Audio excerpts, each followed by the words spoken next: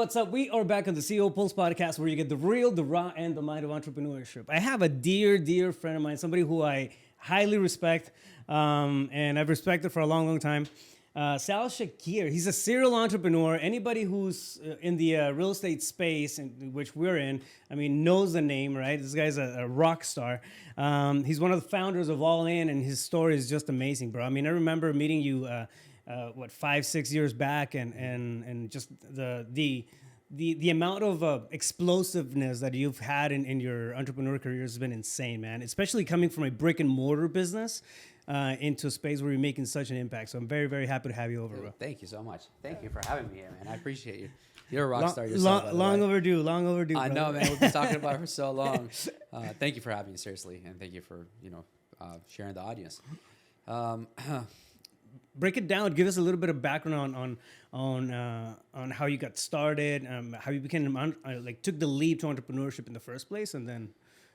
Well, I mean, before entrepreneurship, I'm actually a Catholic from Iraq, so I'm a refugee here. So I'm an immigrant that just wanted to. I didn't flee poverty, I guess. I just wanted to flee to survive. That's why my family came here. So we were minorities back home because we're Catholics from Iraq. We're a fraction of a fraction of a fraction of a fraction, and then we came here, and then here we are again in a minority that. Don't speak English. Yeah. And, in my mind, I didn't really think about like finances or anything because really when you're thinking about life or death or priorities, finances, right? Yeah, priority was survival. So we came here, I think like everybody else that comes to the United States thinking that money grows on trees. Yeah. It's seriously like you never even think about it. Like, oh, money grows. You're living in America, you're just rich. The American dream. It is. Yeah. And I think when people talk about that, they mean that the opportunities are endless, and that's what it is. Yeah. But we came here and started high school. And this was back when? I came here back in 06. 06? Yeah, I was 15 years old. Yeah. Young, fresh off the boat. Nothing. I know nothing, right? So, but I worked. I didn't actually work to start with because we didn't have a work permit. I couldn't legally work, so I was doing every odd job possible. I was being a handyman. I was being a plumber. I would just knock on doors and scrape. Golf courses have those fences. Houses on golf courses have those those fences, right? Yeah. And I used to knock on doors and say, "Hey, I'll scrape your fence and I'll paint it for you for a couple $100." So they pay me half. I go buy material. Takes me a couple of days to scrape, sand it, and then I would paint it. So just doing whatever I can to earn my keep, I guess. Yeah. And I saw one day my dad collapse, crying, and he lost like 70-some pounds in under 2 months. And that was the moment I said, I'm going to do whatever it takes to make sure my family's okay. I never seen my dad cry. Twice in my life I've seen him cry. Man. It was the first time was when my uncle died, and the second time was this one. And he felt like he failed financially. Yeah. And it's me and my brother here, and my mom and dad, and well, you got to consider the toll, right? I mean, moving across the world to start, something fresh, and then feeling all that weight. Yeah. Feeling all that weight. I mean, it's got to take an emotional toll. It's incredibly. It's just heavy. a different dynamic, especially when you live outside the United States and you come here. Like, it's a completely different dynamic. Yeah. The culture, the lifestyle, the work ethic, everything is completely different. Right. So when you come in, it's not so much of I don't know how to make it. It's just you don't know. Like, it's completely different. It's like night and day. I went to high school where there's boys and girls in here. Yeah. Back home there wasn't. What? There wasn't. Right. So I went home. I'm like, Mom, there's boys and girls and they're kissing. Right. But, ew. Right. So it's like completely different. Yeah. Right. So adapting. Culture shock. I imagine. 100%. Right? Yeah. 100%. Not that it's a bad thing. It's just something new. Yeah. For me, it was a little different. I grew up in a border town, so I knew the dynamics of the Mexican culture and then the American culture growing up. So, I mean, I was kind of like right in the middle of the melting pot of both. So everything felt normal, right? But then I started, when I went to, even on the U.S. side, the school that I went to, it was 99% Mexicans, like 99%, Hispanics. And then I went to Yuma, which is 20 miles just north. and like white was people, black 1%. people, yeah, khaki people. I was like, it's crazy. So it was just different, right? To me, that was a culture shock, and I can imagine, the difference, right? Absolutely. One thing is real though, like the work ethic was there. You were already trying to figure out how to make things pan out, and you were 15 years old? It's crazy. Oh, absolutely. I mean, we had to, and really, there was no other option. I mean, coming from back home, when you're being shot at, like literally, I've survived this so many times. I don't really talk about it, like almost being kidnapped 2 times. My dad has a bullet hole in his leg. I mean, there's just it goes on and on. You feel like you're invincible, right? Yeah. Like so what? I'm gonna fail. I'm gonna try something else. And I'm gonna fail. It's okay. Yeah. It's normal. So I actually went to. So when I graduated high school, I signed up for college. My family always wanted me to go to college. Yeah. It's just they want to hang that degree on the wall, right? Like that. Yeah. And I finessed them and I said, look, I have a good opportunity, which really I did. I had a good opportunity. I went to San Diego on the 4th of July, and I was working at a laundromat back then. And I got presented a job opportunity in 2 days that we leave to Fort Irwin, California, military base, to train the U.S. Army military. And I quit my job right there. I took that job. I quit my job right there, and then I found my replacement from high school to take my job right away. I don't feel bad about it. I didn't give my 2 weeks. Right? I had no clothes. I went to the thrift store, like the $5 shirts or whatever. Yeah. I bought me a bunch of shirts, and I did that for 3.5 years. I was working in something called rotation. So I was a private contractor with the U.S. military, and where we train the U.S. military how to survive when they get deployed to Iraq, Afghanistan. It's a big, like, it's almost like a movie set, but you live it. Like, literally, you live it for 2 to 3 weeks, and you have a role. They give you, like, your identity, your ID, and if they say you don't speak English, you don't speak English. And, there's, like, it's like a big, well-operated laser tag, I would say. Yeah. So I did that for 3.5 years, actually. Man, that's insane. That had to be an experience, man. It was awesome. Like that was amazing, honestly. It was, I had those certificates too, like that says that, we helped, and one day I had this colonel that literally broke down in tears, and he was saying that you guys don't know how much you've helped our soldiers, because he was deployed before this training was put in place, and then he was obviously through it, and he's like, you guys don't know how much of an impact this. So it was actually an honor to be a part of. It's, I mean, it's a pregame pretty much to what you were exposed to, right? I mean, you didn't have any training before you got here. Yeah, so I mean, that honestly, culture shock goes both ways. Exactly, both ways. And plus, they need, it's not just the language. And obviously the Army is the Army, right? They have like this big operation, big troops. And for me, my part was actually, it's ironic. I played the bad guy role. So I was it literally, and we wear something called miles. So if you get shot, it's like, it's only blanks. Yeah. But when you shoot, there's like some kind of a laser goes, and if it beeps, you're down. You're right? Down. Yeah. So, but I was the guy that was playing against that, so I was playing that role. So I was like, remind me to play laser tag against you, or paintball or anything like that, bro. Oh man, it's fun. We do go here. There is a place called Fighter Town that we love going to. Oh man, sign me up. So that happens. Fast forward a couple of years, and then you. Because I know you have a background, for example, in vehicle dealerships and that sort of thing. So when I mentioned you coming up from brick and mortar, and it's insane right now. You guys, I mean, last time I checked, you guys had over 25 plus businesses, running. Yes. I don't know where you guys are up, now. But I've consolidated. Actually, we run up to 31, and I've consolidated some of them to bring it back down, just so we can. I want to have less open doors. Before, I used to think more is better, and if you're in that seat. Yeah. That's okay. Go through that phase, but the quicker you realize that you don't need to chase too many open doors. Oh, dude, there's billionaires out there that have something as simple as making screws, right? Yeah. For an outlet screws or something as simple as that, right? So less is more when it comes to business. I'm talking about shiny object syndrome. Yeah, simplification is always tougher, but it is. At one point I had 8.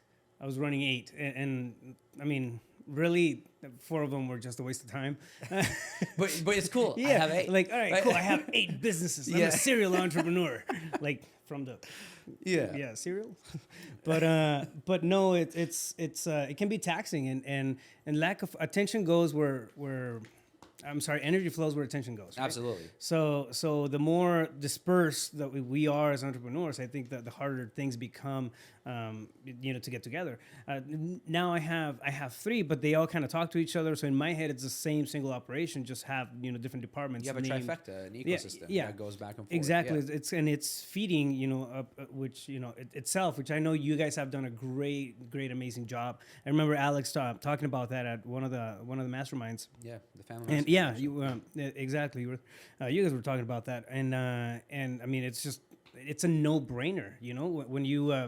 When you dive into your niche, you dive into your specialty, and you see, okay, cool, this is my space. There's so many different ways to play, right, in those spaces. You just have to find it. Exactly. I think it's one of the tougher things, right? That's where we go through the shiny object thing, and then understanding what you say yes to.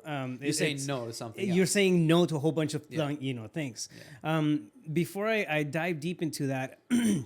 Bring me back. So you're in Cali doing this thing, and then you can. How do you actually launch into setting up your first venture and Holdway? I mean, how I started really, I was doing I was actually a car wholesaler. Mm-hmm. That's how I started. Yeah. I used to go to the car auction, buy a couple of cars, clean them up, fix them up, and then run them back to the auction to sell them, or go knock on the dealership's doors and say, "Hey, I have a car. You want to buy it? I'm a dealer." Yeah. And that's how it started, really. Yeah. When I come back from the training, I would spend a week or 2. Dude, it depends. And then I would go back and just do whatever. And when there is no auctions, no work here and there, I used to work as an AC technician with a guy named Sal as well. And when there was I was knocking on those doors again to scrape those walls and or fences and paint them. But now I think I have an easier way of doing things, right? So we opened up our first retail car dealership back in 2013. And actually, that's where I met Carlos after a few months of opening up that dealership. Mm-hmm. He was working for a third-party motor vehicle service. Yeah. And he was doing the title loans places, right? Yeah. And he was marketing for that company. He's like, I do title work and whatever. That's where we became good friends. And actually, Carlos was doing that, and he was trying to figure something out. I'm like, man, stop. He was flipping hats. I'm like, what are you doing? Let's go to the auction. So I go buy a car at the auction. I'm like, this is your car. Flip it. He flips it. I'm like, man, let's become partners. You sold it pretty quick, and obviously kept the proceed. I'm like, this is your proceed. And then we became partners. And then that's the whole, that's how the real estate operation started. Partnership started. Yeah. But before that, the real estate, the car dealership built it from the ground up. And I finally let it go now to the family. Like I relinquished my rights to it. I'm like, here's all the funds in it. All the cars is yours. I paid off their mortgage, paid off their credit cards, just so I can split from there and then do my own thing. Do your thing. But now, thankfully, I have a formula, literally, to build a business. I can have a business up and running in 6 weeks. Not that I want to do it again, but we just opened up one back in December. Yeah. And it literally takes me 2 weeks to launch a business. Oh, and bro, you're opening a can of worms here. Like I gotta ask you how that works. Man, all right. So it's a 5-step process, and I know it sounds simple, but it's literally you envision it, you have an idea what the business what business you want to jump into. You build it. Obviously, it's easier said than done, but you build it. Yeah. What I mean by build is you're actually in the trenches. You know every aspect of it, whether you learn it, whether you pay coaches, whatever that may be, and then you're actually jumping into it.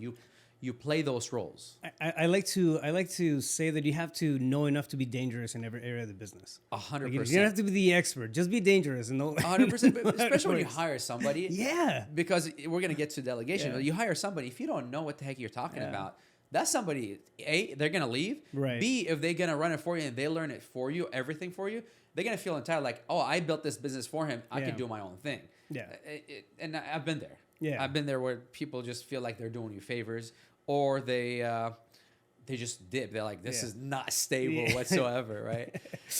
So build it, systemize it. I'm a huge systemizer, right? So, and I don't mean by systems like only tech. I'm talking about actually putting a process, flow charts, putting something in place where it's easily jumps to number 4 is delegate. Yeah. Where I can bring somebody in and put them in place. Yep. The fifth one is rinse and repeat. And what I mean by that, it doesn't mean that you open up a new business by rinse and repeat. Is do that with every single department. And that way it scales. Or adding other arms in the business. When you first started your business, in the car business, I thought I'd buy a car, buy it for $1,000, sell it for $2,000. I made $1,000. That's the only way I would make money. Business doesn't work that way. And I didn't know that one day somebody's going to knock on my door and say, hey, my car got in a car accident. Do you fix cars? No. Well, actually, I do fix cars, right? So it takes a second. It's a bolt-on, And he's like, well, I have insurance. Oh, I'm like, great. I fixed my own cars to sell them anyway. Yeah. And then I fixed the car for $1,000. And before you know it, the insurance just wrote me a check for $10,000. I just made $9,000. Where did that come from? Yeah. Right? So like... finding opportunity in the little gaps. Exactly. And sometimes it just...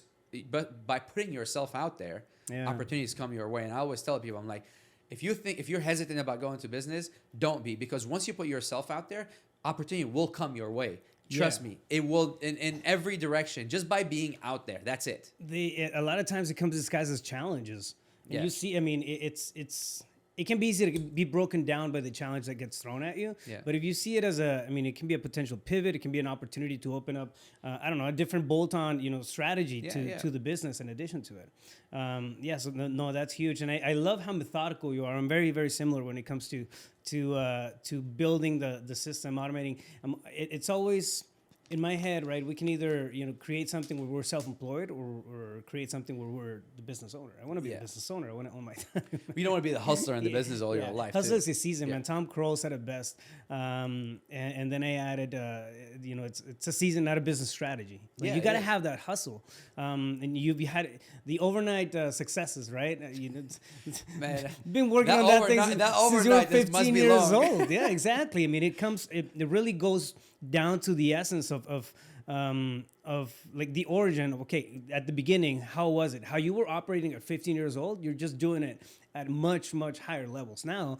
But the work ethic is there, and I think that goes a long way whenever you want to build anything and make it sustainable. You can't teach. There's Carlos and I always talk about this. We're like, you can teach anything, that you just can't teach work ethic. Oh yeah. That's as long as you have work ethic. Even when we hire people, I just want people that have work ethics. Yeah. That's all, and the rest can come. Yeah. And obviously, you want people that bring into your operation, but just the saying that we have, like, you can't teach that. Yeah. And hire for attitude, train for skill. Yeah. You can't. And I don't know, man. I mean, I'm seeing a pattern here, like lately. And it's been going on for maybe the last couple of years, but there's a lot of I think there's a lot of false information going around in terms of expectations. Yeah. Some. There's a whole lot. Yeah. Some whole lot of false information in terms of expectation. People, most people that want to jump into it, they'll dabble with things for a couple of weeks and then they're expecting for unrealistic results. Yeah, they don't give it enough time to flourish. Exactly. They don't give it enough time to for things to actually happen. Are you seeing that on your end as well? Like, is that? Oh God, I mean, don't get me started on this. I can go on for hours, but I can tell you this much: you do cold calling right now, right? Yeah. Okay. This is like one of my biggest pet peeves. I'm like, people think that, especially nowadays, like everything we want, you're hungry, Uber Eats, like you want everything. Yeah, it's there. But when you start a business, people fail to realize that it takes the most energy to start a business. Yeah. And they want to do it part-time, where they want to do a little bit here and there, and then they fail to realize that it takes all and then some to get the business and the risk. Oh shit! Yeah. How and then but you want to do it? I want to try it. Cold calling. This is for real estate entrepreneurs. Cold calling is a prime example. Yeah. If you start cold calling today and you give up in 2 weeks, 3 weeks, or a month, you didn't even give it enough time. Because guess what? An average. Let's talk numbers right now. Yeah. An average lead to deal, it's between 35 and 50 leads to convert to a deal in cold calling. That's like nationwide. I don't know what it's in your operation, but if I had to guess, it's somewhere in between. And on top of that, it takes some of them takes about 60 days. Like average conversion is 60 days. Okay, well there's a couple of facts there. And multiple points of contact, so. And multiple points of contact. And And they want to give up after a month. And then you're like, okay, so let's reverse engineer that. How many leads are you getting per day? Well, I'm getting two leads a day. Okay. Yeah. So you gave it a month. So now that's 60 leads, right? 60 leads.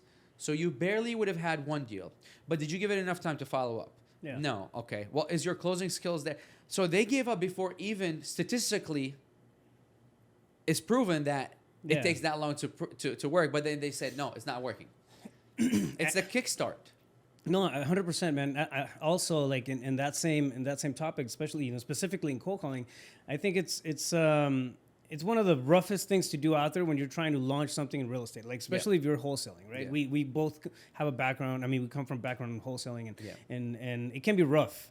It's like if you don't have, I mean, if you're expecting to get treated right, it's not the space for you. Yeah, you don't touch everything turns to gold right away when you become a wholesaler. It takes a while, man. It takes years, decades sometimes. But it's cold calling, I think, puts you in that space where you can put in the reps, and it builds that tenacity, builds that attitude. So you mentioned something like if you don't have the closing skills, right? Mm-hmm. One thing that I see, and this might be a tangent, but one thing I see on students, like oftentimes, like, listen, I have $30,000. Where do I plug it in so I can get leads and I can close them? Mm-hmm. Like, no. You don't know how to have the initial conversation yet. We need to prep you up for that. Yeah. Understand how that goes. Rapport. And then, exactly. And then build, have enough tries to negotiate stuff. That way, when you get a real lead, a real prospect, like you know what to do. Yeah. Otherwise, it's a waste. But yeah, it's a whole process. Again, it goes back to that methodical approach of building a business, right? Okay, there's stages within the business that I think have to be respected. I've never met anybody, and I've talked to a lot of entrepreneurs, a lot of successful people, such as yourself, and I've never met anybody who said, I'm a natural. I just woke up knowing everything about business. I just piss excellence. I piss excellence and shit gold. Yeah. It's it's not that, man. But no, you're making a very, very important point. So You went from brick and mortar, and then you tapped into real estate, and now you have. I mean, there's a big gap there. So you tapped into real estate, and then boom, 25, 30 businesses. So walk me through that process. By the way, a lot of these businesses are subsidiaries, right? And then we should have added on, but they became their own business. We just did what we were doing. We were just doing things for us, like what we do best, right? So I want to be ahead of the curve, like technology, this and that, and that. And then we do it for ourselves, and a friend sees that, hey, you're doing great with this thing. Can you hook me up? Okay, sure. Then you do it. And then a friend tells a friend that tells a friend. And then before not too long after, you start to realize, like, well, this could be a business, and I can't handle it on my own. I can't keep doing this as a homie hookup, right? Yeah. And so it just becomes its own business, and then it launches from there. And that's been really it. There is a mistake that I was doing for a long time, which I was a hustler in my own business for too long. And to a lot of entrepreneurs out there, if they're listening, if you're feeling that, it's time to get out. You don't want to be a hustler. Like, we start as hustlers, but that's the season that you're talking about. It's time to level up. You need to be a tool, man. Yeah, to be a CEO, business owner. You need to level up. Absolutely a tool. And it's going to take you from here to there, but it's not going to take you to the next level. So you have to exit. Every business that I go into today is I build it to exit, whether internally or externally. When I exit internally means that I'm going to put a CEO, COO, and then they run it for me. Externally is when I sell that company. That's it. And if you build that way, nothing can go wrong. But if you're stuck, if you're the guy that says, I'm doing this, and you're like proud about it. Like, I work 20 hours a day and this and that. Yeah, but isn't your time better spent on the business than in the trenches? And that's okay to start with that. Just don't get stuck with that and then be proud about it too much. I made that mistake with my first company, the transportation business that I first launched, and I got burned out, dude. I was 26 years old, burned out. Just no motivation, no drive. I was pissed off. I didn't want to go to the office. I was just tired. Yeah. But I was wearing a lot of the hats I wasn't supposed to. You were sprinting, micromanaging, doing all kinds of stuff. But yeah, it's 100% true. It's eventually it's gonna get to you, right? I think we're dynamic beings. There's a need to evolve. Psychologically. If you don't evolve, you dissolve. Exactly. Simple as that. Yeah. And now you guys, and you've partnered up with Alex and Carlos, great people, and I mean you guys have been able to do amazing stuff over a relatively fast time frame. It doesn't right? feel fast. Yeah, But yeah. Now I get you're what in the you're middle saying, of the the hits and the punches, right? Yeah, yeah. I mean, and those businesses, like I was saying, like it just came about from need. We needed in our business, and it was a bolt on to our business, and then someone said that's a great model, that they want to use it, and then it opens up as a service. Whether this is tech, whether it's data, whether it's call center, whether it's I mean, there are so many different. I even own a medical company. I know nothing about, this one is like diabetic test strip stuff, and they just come about somehow, and then seeing the opportunity. Yeah, you see the opportunity, but then you start to understand that hey, something has to give, right? So if it's not running self-sufficient, other people are taking care of it, then you might as well just exit out. Just like you had 8, and you probably had to exit, shut down some of them, or just sell some of them because. Your time. Yeah, sold one, closed the rest, kept 3. Oh, there you go. All right, and it's probably the best decision you ever made. Yeah, it is. I mean, it's like I think the ability to play in your space, and I mean play in your space when you're running your companies. Yeah. I mean that's gold in itself, right? At the end of the day, what are we looking for? As entrepreneurs, freedom. Like exactly freedom. It's gonna be a degree of freedom. It's financial. It's gonna be time freedom. It's emotional freedom. You don't want to be anchored to stress levels, because I don't think at least this is my take on this, right? If my stress levels are through the roof. My income is through the roof. Yeah, I mean, it might be fine, but my stress levels are here. There's no sense of enjoyment, and there's none. No, when inner peace is not there. I mean, I think it's a really tough, that's where foundation to stand on. Yeah. That's where you lose purpose. Why are you doing this business for? So walk me through the process, bro. I mean, you've had that tenacity. You kind of pre-wired with the out of the factory with that tenacity built in, and pissing excellence, obviously. But walk me through the process. I mean, often people see the highs, right? The highlights of what's happening. Like, oh, that's fucking amazing. I remember I got super happy when you rolled out your Lambo. Yeah. I was like, fuck yeah. I mean, I know, like, because I talked to you before, and I had an idea of your work ethic, right? Like, so I saw that, man, like, he deserves this kind of, this kind of stuff. So I felt, pretty happy about it. People see the highlights, but what's the lows? Yeah, the lows. I mean, they're not often, talked about. And I don't want to put you on the spot, but walk me through the mindset. How do you deal with that side of things? Okay, so the adversity, the stuff that comes at you, the thoughts that creep up in the middle of the night, because we all get them. And there's both. There's personal and there's business. Yeah. The lows of personal and the business. Right. And I think everybody in the business journey have to go through that. Yeah. No matter what, I don't care who you are, you're gonna have to go through that phase, where you feel like I am the ish, and like nothing, and then after some time, and then you start. There is a greater purpose, a greater calling for you. On the personal side, I feel like I was. I just wanted to not fail. When it first started, I just wanted to survive. It was survival, and it wasn't just financial. Like, we just don't want to go back home. Yeah. Right. After some time, when you start seeing success, you kind of just like, I want to cling on to this feeling. Like, and you're doing it from ego. Yeah. Right? Like, it's all ego. Like, I'm getting stuff done. Like, look at me.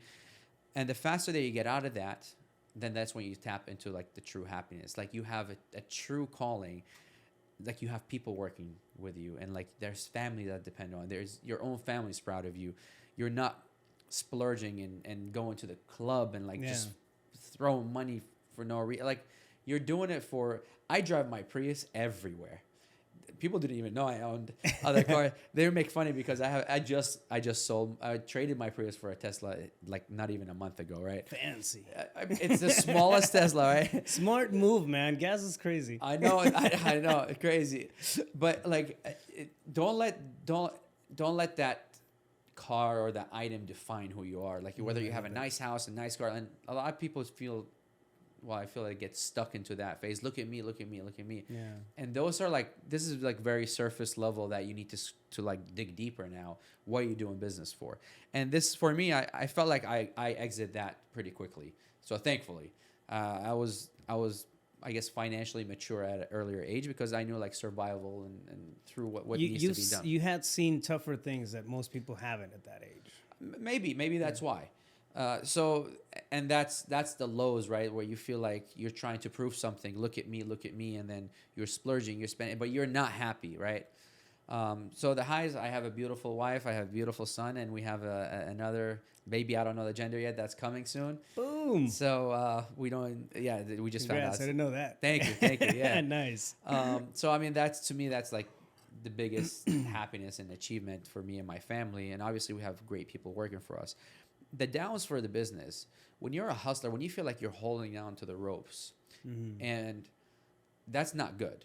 But to get by, that's fine. Like to get by and build your business. However, if you're proud about it and you're like, no, look, I'm doing, then you're wrong. You need to exit that. It's not sustainable. It's not, because what if you get in a car accident? What if you want to get away? Your business will literally collapse. It's not gonna be paused. It will collapse. Yeah. Because bills are gonna still come. There's things that, especially a wholesale business, is a very expensive business to run. Yeah. And one of the biggest lows in business, I would say, it was that I didn't do the third and fourth one the right way. Meaning is I didn't systemize it to delegate it, or I didn't delegate it to the right people. Meaning is that you hired people you just filled in bodies. Yeah. Yeah. We need this needs to happen. Let's bring somebody in. And those people were not responsible enough where you were responsible for them. Yeah. And again, I felt like I'm the last domino. There's no backup, no support. Yeah. And that was pretty scary for some years, because you can go to sleep and you're thinking like, man, tomorrow all of it can collapse because there's no solid foundation. And usually you see this one with growing businesses. So some of our mentees, and they're like, oh, it's doing this, I'm doing that. Hey, don't do this because we've been there. No, you're just seeing it with your lens. You're not. No. Yeah. I'm talking. I know billionaires. We've talked like, I'm talking about like, this is from not just experience. This is coming from higher learning. Yeah, exactly, and experience too. Yeah, and they don't want to learn from that. I'm trying to save them the pain, but I know the pain, how much it is, especially when you don't departmentize. So that's what it leads to. Like I had to departmentize everything in our operation. Meaning is that if there is so when somebody gets hired in our building, there is part of the onboarding. There is how to make a key fob for the security when they open the doors and close doors. Like I want that detailed now, because to save the pain. Yeah. Of people coming in and leaving, or if they just leave and there is no foundation. It was the mistake was I built based on people, the department based on a person, not based on what the business needed. Meaning is that I used to have a person, you're in charge of this department. Okay. But he is or she is the department. They walk away, the department is gone, or exactly. Whatever the functions are. Exactly. And that was the biggest lows. So what I had to do is take a step back, build the department, put it in a box, and put people inside of it, and put a leader inside of it, of course, and other people. But it's not defined by that person. It's defined by the department parameters now. And I know I might be speaking Chinese right now, but this was literally the lowest time of business in my entire business journey. That's it's so true. It's so true. I mean, it hits accountability, right? Yeah. Because you're relying so much on a skill set as opposed to a process. A process can be scaled, a skill set not necessarily. Yeah. Right. A process can be accounted for, a skill set not necessarily. Yeah. And I think it unless you have the ideal hires, the ideal people, which I've never seen it happen to the T in any business, but unless you have a dynamic like that in place, like it's bound to break or bend at some point. And it's hard to keep. You got to wear all the hats at that point, because you're unintentionally micromanaging everything that's happening. I totally get it. Totally get it. I reverse engineer everything that we do, and I break it down by areas. I was showing you a little earlier. It's amazing. And it's the process. Like one thing at the firehouse, we used to say, make it fireman proof. Like, make it fireman proof. Yeah. And we all thought it was like, oh yeah, because firemen are stupid. Like, I was a firefighter. For anybody, like, don't get offended. All right, that's where it's coming from. Yeah. and it's not the case, right? But what happens is that you're thinking about so many things when you're under the fire ground that you have to make it obvious. You have to make it like a no-brainer. Like, that's the logic behind the That's fireman where you put proof. KPIs behind this, and like Exactly. a true process that you can measure now. Yeah. Because if somebody is dropping the ball and you don't know how to, you can't identify it. Yeah.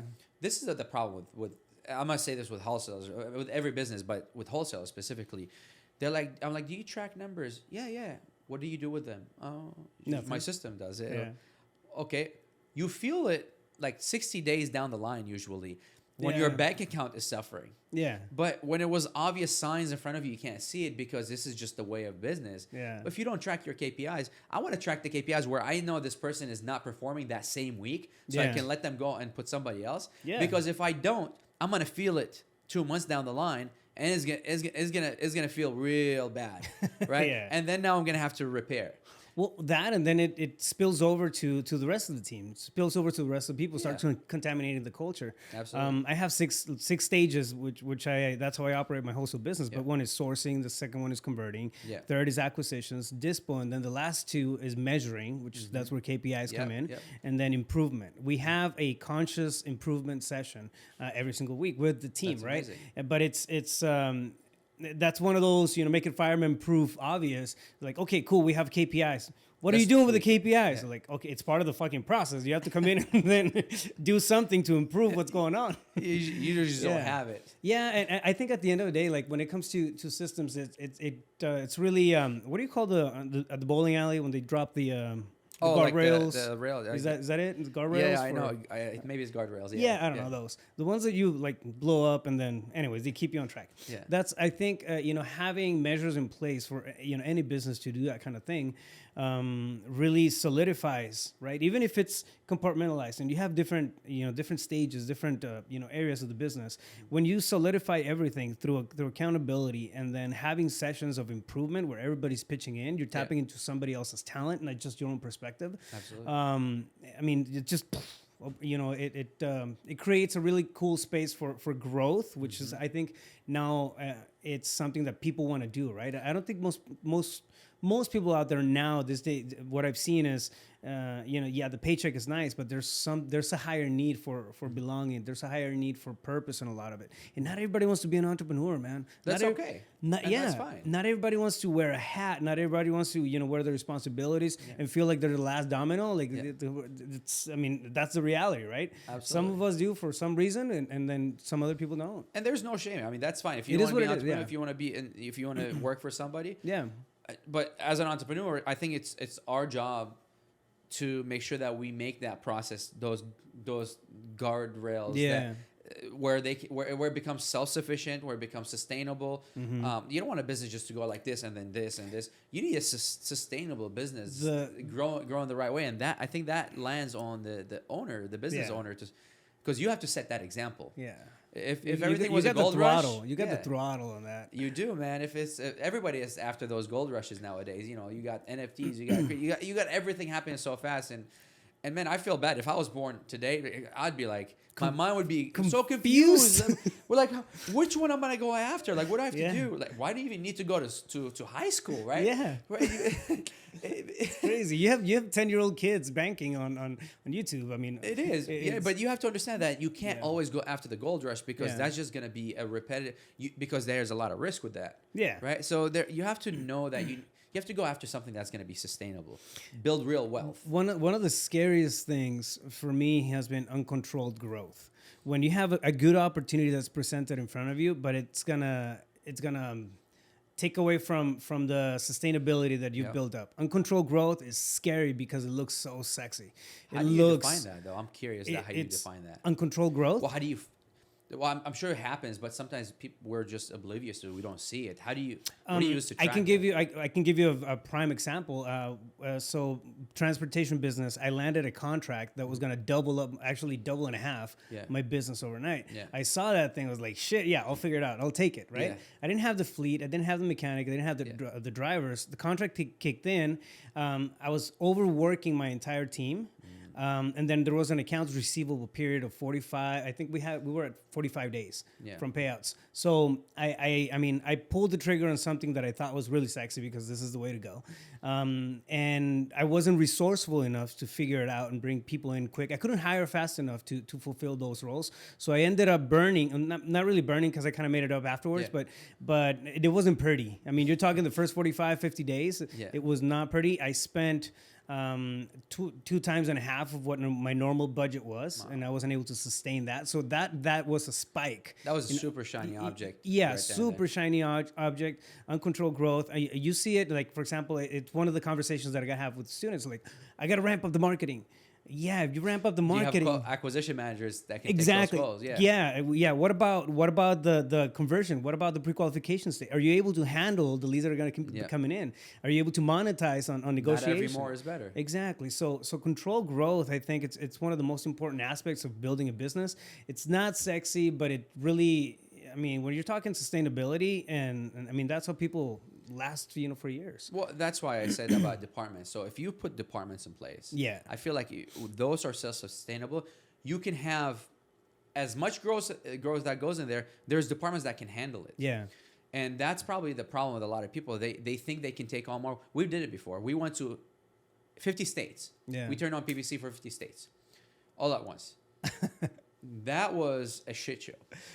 That was because we're like, oh, we're in like 3 different markets. We handle it. Let's just turn it on. Same thing. Oh my God. Wow. That bombed. Yeah. It was horrible. And guess what? Like a week before that, we thought that we got it under control. Yeah. But like nothing can go wrong because we didn't grow the right way. So what do we do? Even today in our business, like every business, I'm like, no, this is too fast of a growth. We need to look back at what we did before. Make sure those departments are in place, because what you do when you grow so fast, and every company, it goes through every company. When you're a hustler, you see that. When you're a hustler, you're going to see that growth. But find the right time to go back and start those departments, build those departments. Because if you don't, you're going to stop everything. You're going to go back and build your foundation again. Those are the foundation. Literally, you're going to rip everything apart, build a solid foundation, then proceed with your business. Either way, you're going to do it. It's either you do it along the way, or you're going to have to put everything on pause and redo it. Bro, you can scale systems or you can scale chaos, right? Oh, my God, like people, like, I don't know, when people start throwing the word, around scale, like, are you ready for that word? That's like... Sounds sexy. I want to go virtual to another business, another state. Tap in, bring on a whole entire team. We're like, what are you going to have them do? Yeah, we're just gonna go. Yeah, exactly. I don't know, ping pong table, which is all good, right? But like, there's a time for that kind of stuff. It's at the end of the day, like, it really comes down to basics. If I'm seeing a pattern here, right? And you talked about it. It's in your 5 steps. You go in, you actually go through the trench work. You figure out what you need to do. You build up the sections. You figure out what the sections are first off, and then you build them up, and then you start. The cool thing about having a business that's broken down like that in stages and then following KPIs is that you can find the bottlenecks. Yep. You can figure out, okay, cool. I mean, if we're not having enough deals here, it's because we're not converting, or because we're not, you can backtrack and figure out where your bottlenecks are at, right? But when you have something like that, you can start, turning the dial up, it, and then dial it back down. Because I do that all the time. When I come in on my weekly meetings, it's really my function. I'm looking at the KPIs. I'm reading the what's going on. I'm having, supporting conversations with the team. You have a pulse on your business. I have the pulse on the business, bro. There you go. No pun intended. Oh, yeah. 1,000% pun intended. And it's you know what I mean? It puts you in that in the driver's seat, as opposed to just like, shit, I'm on the bus. Let's see where this thing goes. Yeah, absolutely. Yeah, I love it, brother. So if somebody's relatively new, jumping into to the entrepreneur world, what's the best piece of advice that you would give them?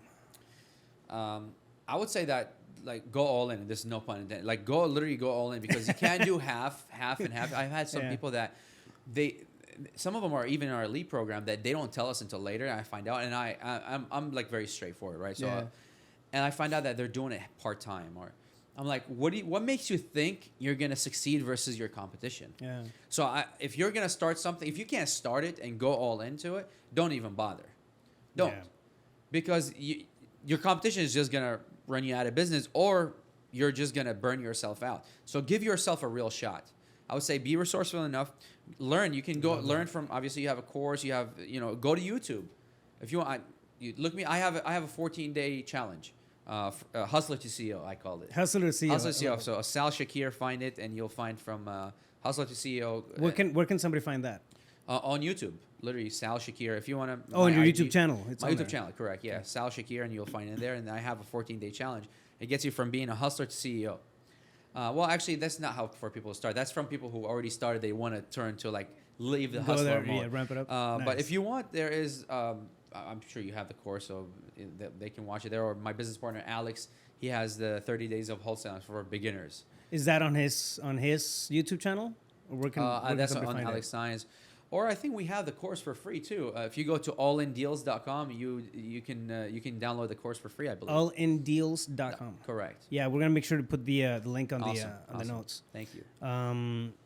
And yeah, I mean it's empowering, right? Like you got to go all in. You have so many people that come in, they spend money and then they half-ass it, and it doesn't matter how much information is out there.